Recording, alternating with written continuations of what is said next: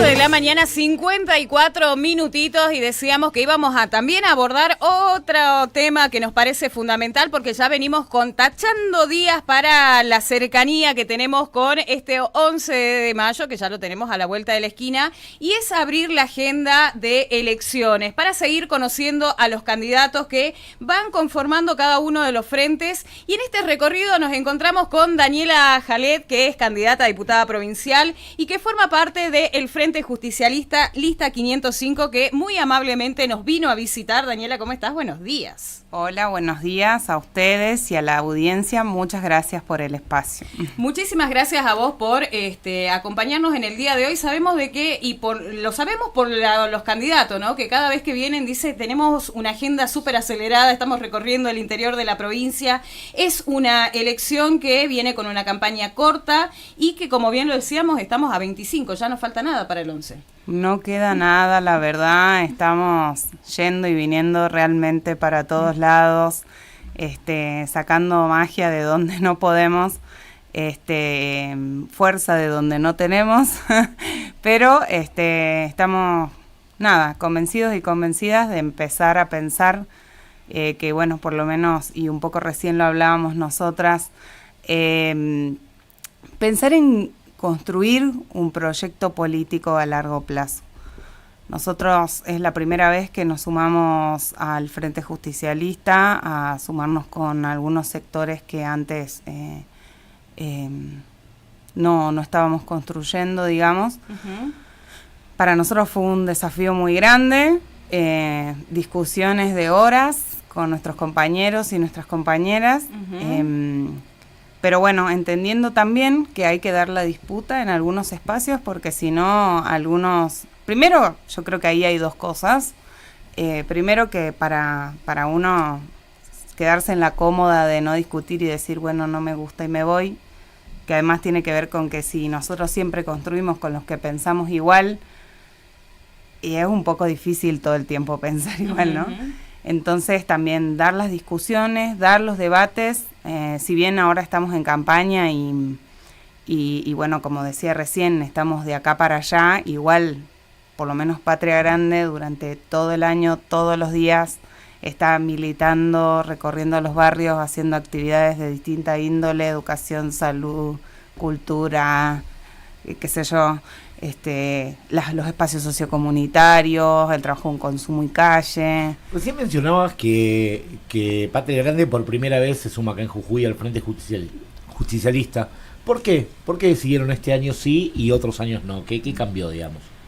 Bueno, primero que nosotros entendíamos que las condiciones de años anteriores no estaban dadas para sumarnos a un esquema como este, por cómo venía funcionando el Partido Justicialista. Y este año nosotros vemos que las cosas son diferentes.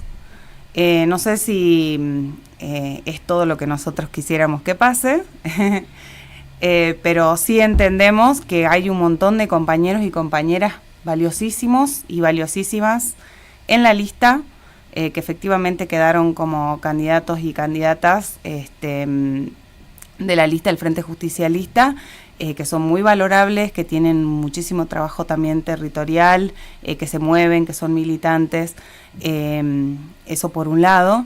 Y por el otro lado también la preocupación del avance de un proyecto político que tiene que ver con la violencia, uh-huh. Que tiene que ver con la quita de derechos, que tiene que ver con un montón de cosas que van deteriorando la sociedad, deteriorando los lazos sociales, que para nosotros eso es fundamental.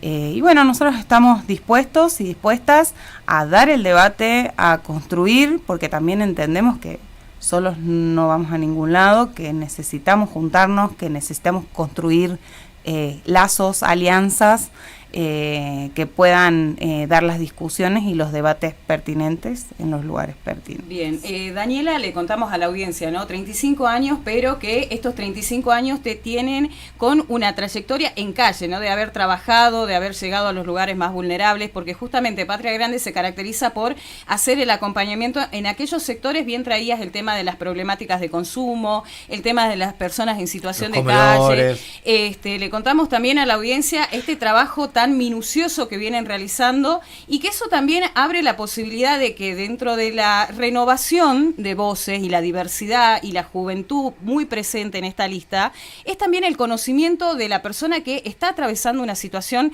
realmente dura, y que ustedes no es ahora en época de campaña, sino que esto lo vienen viendo y acrecentándose la situación lamentable en algunos sectores, y esto también ponerlo sobre la mesa y en la discusión. Totalmente, bueno, como decías hace rato, tiene que ver con poner la voz, ¿no?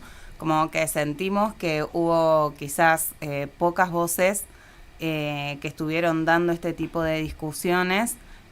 Siempre lo pudimos hacer como desde afuera de estos esquemas quizás más grandes, y bueno, nos aventuramos a tomar la decisión de poder empezar a meter en agenda quizás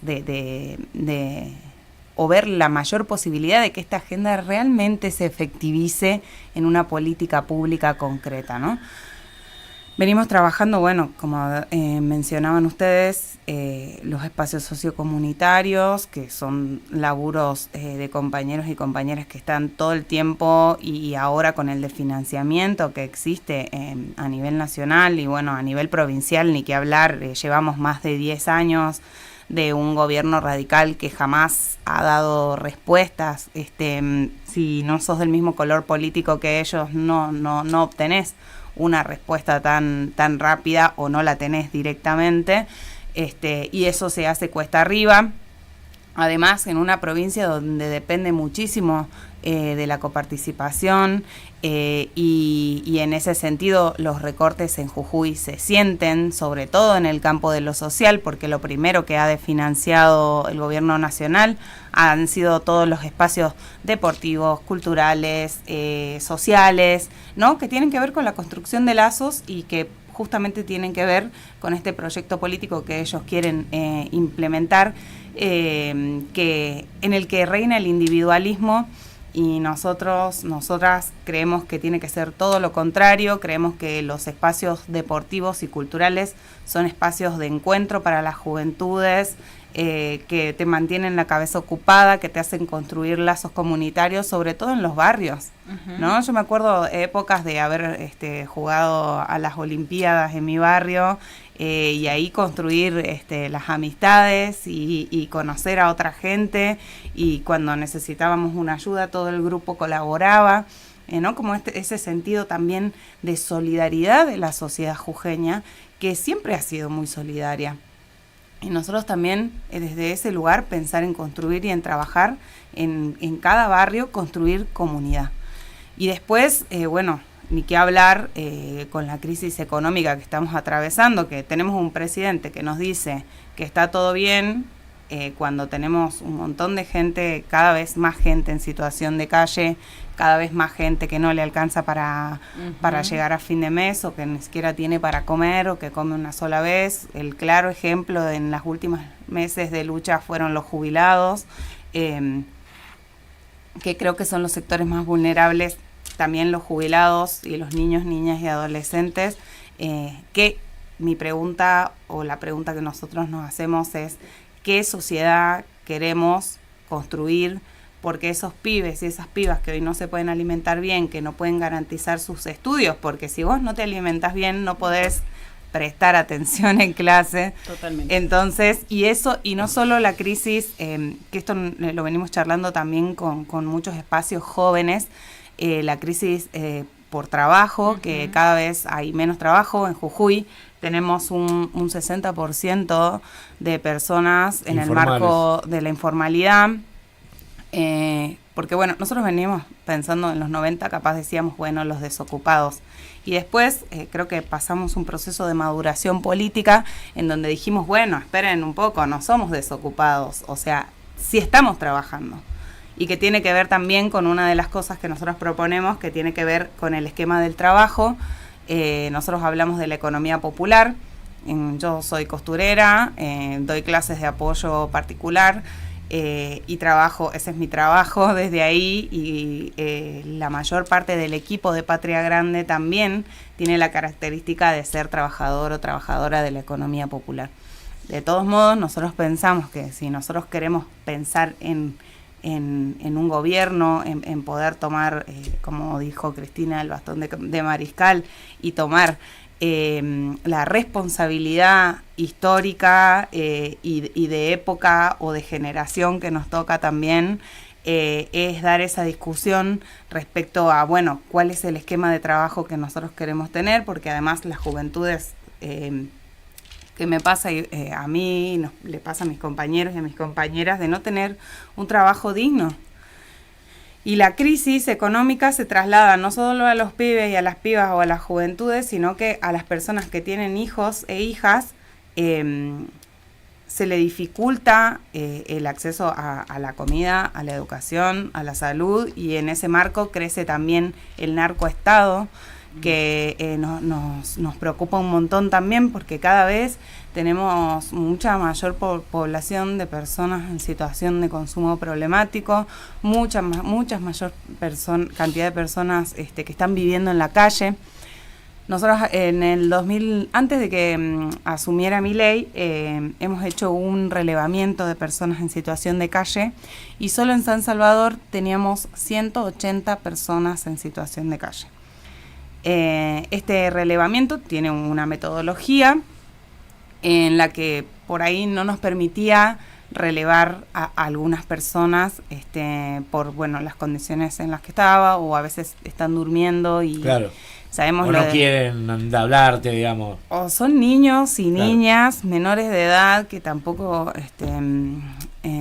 entran dentro del marco de la metodología. Entonces sabemos que si hace un año y medio eran 180 personas, claramente hoy son muchas más, porque además el gobernador dijo en la apertura de sesiones, ¿no? Acá tenemos una provincia que tiene superávit, dijo, mencionó un montón de cosas que hace la provincia, pero a mí la verdad que no me cierran los números, porque tener superávit y tener un 50% de pobreza, ¿dónde está la plata? Es mi pregunta, ¿no? Tengo una consulta. Vos mencionabas que uno de los motivos principales por el cual la fuerza política que usted integra se unió al Frente Justicialista es también para frenar un poco el avance de esta derecha feroz que encabeza Milei a nivel nacional y que tiene obviamente su pata en Jujuy. ¿Qué mensaje le daría a las personas, a los jujeños que simpatizan con la figura de Javier Milei, que según las encuestas son más del 50%, y que no simpatizan o no conocen a los candidatos de Milei de acá? ¿Cómo se tienta ese voto, digamos? Y yo creo que, primero, creo que hay que pensar en comprender que la gente está harta de cómo viene funcionando la política, ¿no? La gente está cansada, incluso a nosotros mismos también nos cuesta como laburar y construir un proyecto político en el marco de algunas prácticas que incluso nosotros queremos cortar. Uh-huh. Nosotros sí creemos en otra forma de hacer política, creemos que la política es construyendo, pero también como ciudadanos y ciudadanas haciéndonos responsables. Una de las cosas que creo que le diría a esas personas es, bueno, primero que pensemos que nadie se salva solo, y que esta persona, más allá de su carisma, de su empatía, o de que represente quizás el enojo que está teniendo la gente en este momento, a la hora de la práctica siguen siendo las mismas políticas que nos han llevado a cosas como la crisis del 2001, son las mismas prácticas económicas que ha aplicado la última dictadura militar, en términos de tomar deuda para pagar una bicicleta financiera, capaz esto ya es más... carry trade, el famoso carry trade. Totalmente, y pensar que esa plata no va a volver para los argentinos y para las argentinas, y que si nosotros queremos pensar un país más inclusivo, con mayores oportunidades, por ahí se cuestiona mucho, bueno, que el Estado gasta mucha plata, pero ese dinero no es gasto, es una inversión, porque yo quisiera preguntarles a esas personas, a qué escuela van sus hijos e hijas, si estudian en una escuela pública o en una escuela privada, cuánto les está costando llegar a fin de mes, si están igual, más allá de que podemos hacer muchas críticas, ¿no? Pensando también en hacer una autocrítica en términos de decir, bueno, apoyamos un gobierno peronista, bueno, qué cosas se hicieron mal, qué cosas se hicieron bien. Yo creo que hay cosas que se hicieron mal, pero también hay muchas otras que se hicieron bien. Puedo dar un claro ejemplo que tiene que ver con el tema barrios populares. Acá en Jujuy hay 159 barrios populares y en San Salvador hay 66. Es decir, un montón de barrios que no están reconocidos por el Estado, que por lo tanto no tienen los servicios básicos. Entonces, poder pensar en políticas públicas que realmente le han mejorado la calidad de vida a la gente. Pensemos en el programa Mi Pieza, en las obras de integración sociourbana que se realizaron, intraeléctrica, intraagua, las cloacas, los cordones cuneta, las plazas, porque también había un montón de barrios que no tenían un espacio verde y los niños y las niñas no podían salir a jugar porque no tenían un espacio para salir a jugar, ¿no? Lo importante que son tener una cancha, aunque sea pequeña, para poder practicar con los vecinos, con la vecina, sacar una pelota y te vas a jugar a la cancha. Entonces, yo creo que esa política pública, por lo menos del último gobierno, fue muy importante.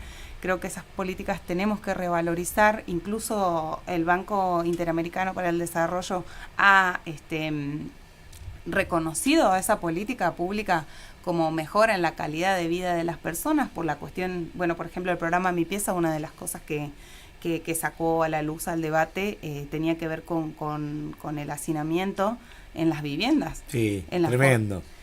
Incluso el Renacalle, el Renapep, que justamente brindaba datos que eran elementales. Bien traías vos a colación el tema de hacer un registro, un relevamiento de personas que están viviendo en situación de calle para de esta manera aplicar políticas públicas que sean necesarias para acompañar. Esto de la cantidad de barrios populares es algo que tremendo. No sé si... A mí me impactó la cifra, claro, Carla, sí. No lo esperaba. Y que eso fue un tiempo. Habrá que ver cuántos más hay por delante, porque la verdad es que la extensión de población que tenemos en la capital jujeña ha crecido bastante y esto también hace que muchas personas no tengan las condiciones dadas a pesar de que esté en cercanía, a 5 minutos del centro.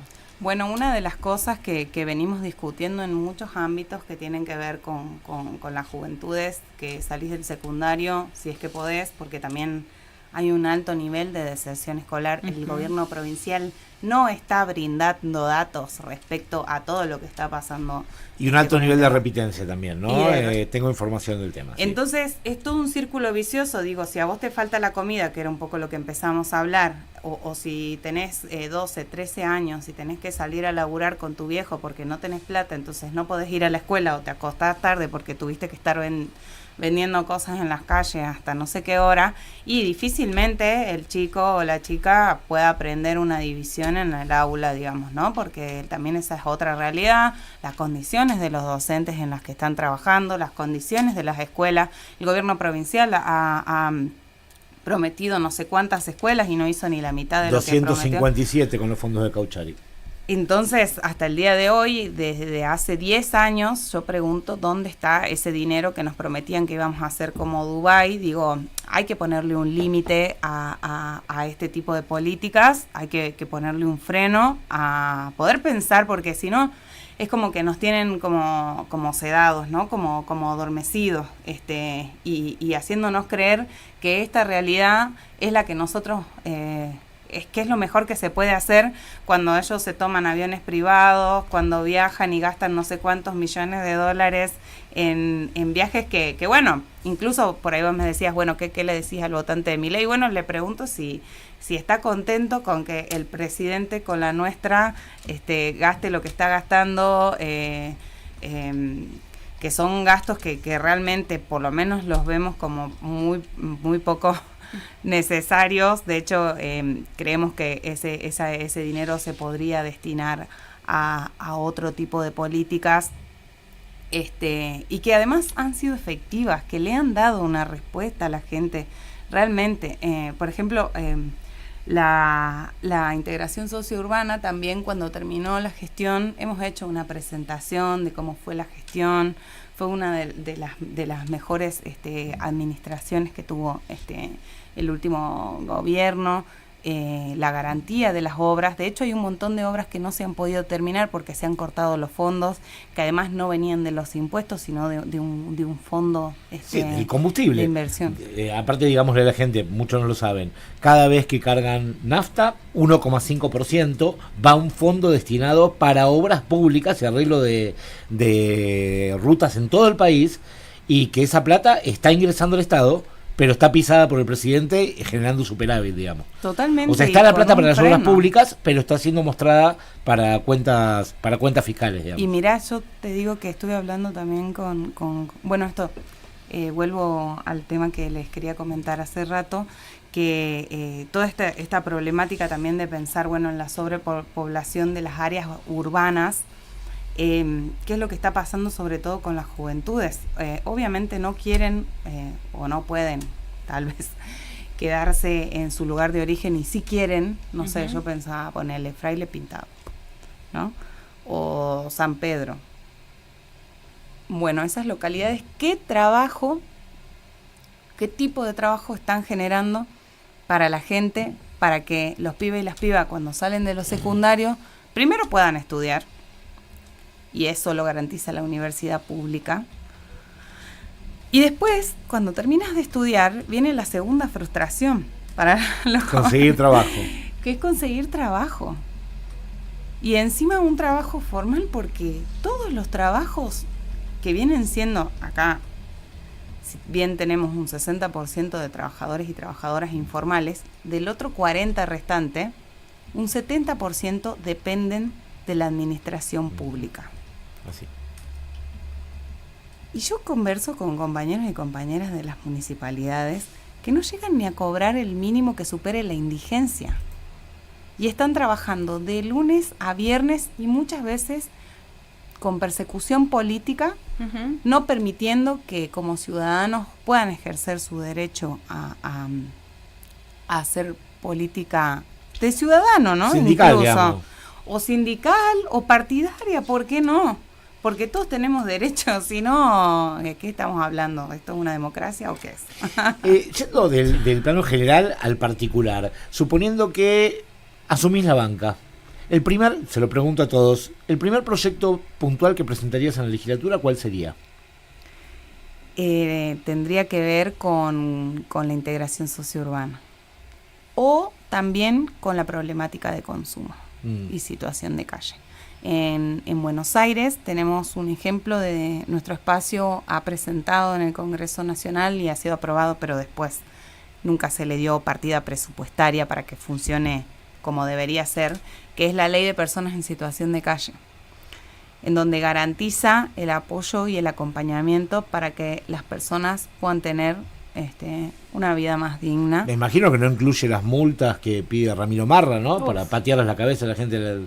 No, ese es el proyecto, sí. Totalmente. Por la duda que hagamos a la gente, para que no se confundan. No, totalmente lo contrario. La idea es incluso que se pueda tener una reinserción social, laboral, porque también, o sea, es muy fácil criticar, pero imagínate vos quedarte sin trabajo y de repente dejar de poder pagar el alquiler. Mucha gente se va a Buenos Aires a probar suerte. Bueno, acá nos pasa también desde las localidades hacia San Salvador, que es como la promesa de tener una mejor vida en San Salvador, y llegás acá y tenés peores condiciones a veces porque tampoco tenés tu familia que te acompaña. Entonces la tenés lejos, en otra localidad, que capaz a veces son 4, 3, 5 horas de viaje, y es muy difícil. Entonces yo creo que es una de las problemáticas, primero porque por ahí también discutíamos, ¿no? Bueno, la problemática de situación de calle, bueno, ¿qué hacemos? O la problemática de consumos, ¿qué hacemos? ¿La abordamos con asistencia o hacemos prevención? Y yo creo que tienen que ser las dos. Las dos cosas. Porque existe la realidad, existe el consumo, existe la situación de calle. ¿Qué hacemos con esas personas que están en esa situación? No son descartables. Y también pensar en empatizar con esa situación. Totalmente. ¿Qué pasa si me pasa a mí? Si le pasa a un amigo, a un hermano, a un cercano que nosotros y nosotras quieramos mucho. ¿Qué hacemos? ¿Lo dejamos tirado en la calle? ¿Lo dejamos que se pierda y vaya uno a saber dónde termina? Nosotros creemos que no, que hay que brindar una solución de prevención. La situación de calle tendría que ver con la reorganización del esquema laboral de la provincia. Acá nos han prometido la revolución de no sé qué y resulta que hay un montón de empresas, pero esa generación de trabajo no llega ni para los pibes, ni para la gente grande, que además un montón de gente grande se ha quedado sin laburo por estos recortes, los contratos que da la provincia que son pedorrísimos en términos de calidad de derechos laborales, en términos de calidad de cobro económicos, y que no te garantizan, es decir, si el Estado o el gobierno actual, el oficialismo ve que vos te estás portando mal, bueno, te quito el contrato. Entonces manipulan también a la gente y a la gente no le queda otra, porque ¿qué dice el que tiene el poder de brindar eso? Bueno, o no te lo querés o te vas. y aparte, vos no lo querés. Mirá que acá yo tengo una fila personas que me está esperando a cobrar 2 pesos. Y si a vos no te gustan los 2 pesos, te podés retirar. Entonces, digo, hay un montón de formas de brindarle solución alternativa en términos de proyectos legislativos también, porque la realidad es que estas elecciones nosotros entramos o apostamos a entrar a un lugar en la legislatura. Y una cosa es hacer presentación de proyectos en la legislatura y otra cosa es ser un ejecutivo y poder hacer otras cosas, ¿no? Totalmente. Entonces, pensar en un proyecto, incluso pensando en las nuevas tecnologías. Nosotros tenemos la idea de que el avance tecnológico, a medida que fue pasando los años, nos ha quitado a los seres humanos trabajo. Entonces, si nosotros no incorporamos también, que eso sería otro proyecto para mí interesantísimo para laburar, que creo que tiene que ser multipartidario y multisectorial de abordar, que tiene que ver con incorporar a la legislación las nuevas tecnologías en el marco del mercado laboral. Porque si eso no está regulado, las nuevas tecnologías van a pisar o seguir pisando las cabezas de las personas. Y nosotros vamos a seguir viviendo acá, solamente que en peores condiciones. Y lo vemos también desde el lado de la humanidad, desde el lado de pensarnos como seres humanos, como personas que sentimos, que vivimos todos los días, tenemos que salir a laburar todos los días, tenemos nuestras preocupaciones, nuestros problemas, y si encima seguirle sumando crisis económicas, problemas económicos que no te alcanza para comer, digo, hay que pensar un esquema integral de trabajo que incorpore nuevas tecnologías, que sume a las juventudes a dar los debates, porque las juventudes también están totalmente desencantadas con la política, y eso hace que corra peligro también la democracia, y yo creo que al menos hasta ahora en la historia este es el sistema que ha demostrado que es muy participativo. Tendrá sus falencias, por supuesto, habrá que corregir cosas, por supuesto, pero eso no significa eliminar por completo, sino que a partir del análisis que podamos hacer de cosas buenas y cosas malas, crecer. Porque si no, es como que tenemos que empezar todos de cero. Y no todos ni todas tenemos las mismas oportunidades. Bien, nosotros... por acá llegaba... Profunda la charla, ¿verdad? ¿no? Mucha Sí. profundidad. Por acá nos Me encantó. llegaba un mensajito preguntando, la invitada, en cuestión de educación también, ¿qué propone? Bueno, nosotros venimos trabajando mucho cuando fue el tema de la pandemia con las brigadas educativas. Las brigadas educativas, el trabajo que hace es la alfabetización, que igual a mí incluso me genera como ahí una cuestión sintáctica o epistemológica de lo que significa alfabetizar. Porque Paulo Freire decía que nadie es ignorante totalmente de lo que dice, más si sos una persona grande, igual te comunicas, sabes hablar, solo que no sabes leer o escribir.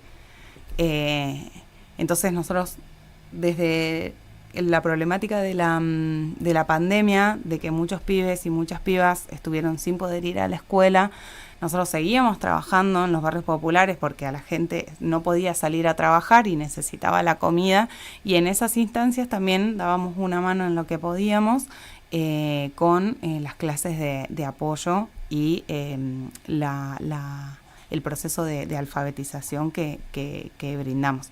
No solo porque muchas veces pasa que la gente se acerca a los barrios y hace una actividad y después se va. Y entonces esa actividad ahí queda vacía si vos no haces como un proceso de acompañamiento en ese sentido. Entonces nuestra propuesta también es primero construir lazos comunitarios desde el trabajo territorial con las brigadas, que también es la posibilidad de trabajo que nosotros veníamos teniendo, ¿no? Y a partir de conocer esa realidad, poder pensar, bueno, por ahí, volviendo a la pregunta, hay un montón de cosas que se podrían cambiar. Bueno, esto de las nuevas tecnologías que mencionabas estaba relacionado con la educación, ¿no? Totalmente, y porque además creo que también hay muchas currículas que están súper atrasadas en esos términos. Totalmente. De poder pensar no solo el esquema y la forma en la que se educa, sino los contenidos, que también quedan como muy obsoletos algunos. Entonces cuando vos tenés que ir a practicar, no solo en el primario, en el secundario, y que además siempre fue como un problema el salto de la primaria a la secundaria, de la secundaria a la universidad, siempre hay un abismo, ¿no? Entonces poder pensar un esquema más integral, primero que me parece que hay que fortalecer la responsabilidad y la independencia para que los pibes y las pibas que salgan de los secundarios puedan tener conciencia, responsabilidad respecto a que están saliendo a un mundo adulto que últimamente además está siendo muy cruel, entonces que puedan tener las herramientas para enfrentar ese mundo. Es decir, que la escuela, que la universidad o que los espacios educativos también sean para prepararnos para la vida.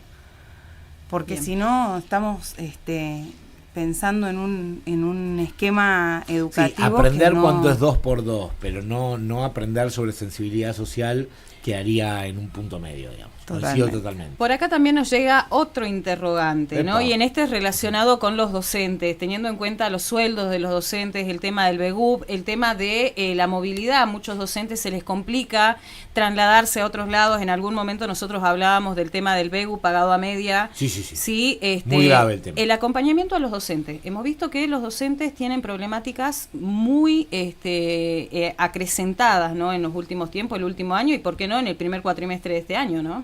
¿Cuál es también la mirada que tenés sobre este tema?